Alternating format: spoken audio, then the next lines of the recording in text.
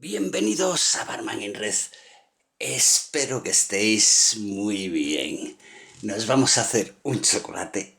Un chocolate. Nos vamos a hacer un cóctel en batidora espectacular. ¿Cómo se llama? Chocomenta. Ya veréis, este le gusta a todo el mundo. Está buenísimo. Buenísimo. Un poco de hielo picado. Un poquito, ¿eh? Ahí. Ahí. Entonces un poco. Helado de chocolate. Venga. 2 bolitas. 2 bolas. Ahí, mirar. Mirar mi arte de heladero. Mirar. Qué espectacular, ¿eh? Como hago las bolitas, lo bien que las hago ya, no tengo ningún problema. No se cae nada de chocolate. Mirad, mirad qué estilo. ¡Wash! Total, ¿eh? Total. Un profesional del helado. Voy a quitar esto, ¿vale? Venga, que si no, aquí me está estorbando. Lo voy a quitar. Ahora nos vamos a ir. Esto lo voy a quitar también. Nos vamos a ir con un licor de chocolate que nos lleva media onza de licor de chocolate. Media onza, que son 15 mililitros. Ahí.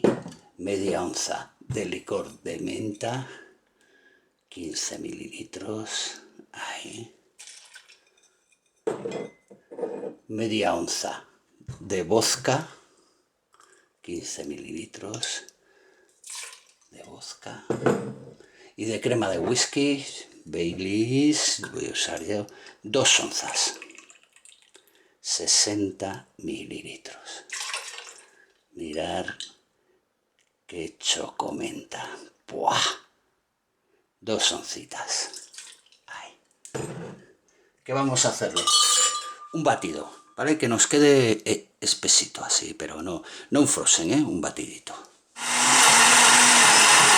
Vamos a echarlo en la copa que os guste, ¿vale? Venga, la que a vosotros os dé la gana. Echamos un poco de sirope. Hacemos una capita de sirope de chocolate abajo, ¿vale? Hacer una capa, ahí. Una capita de sirope de chocolate.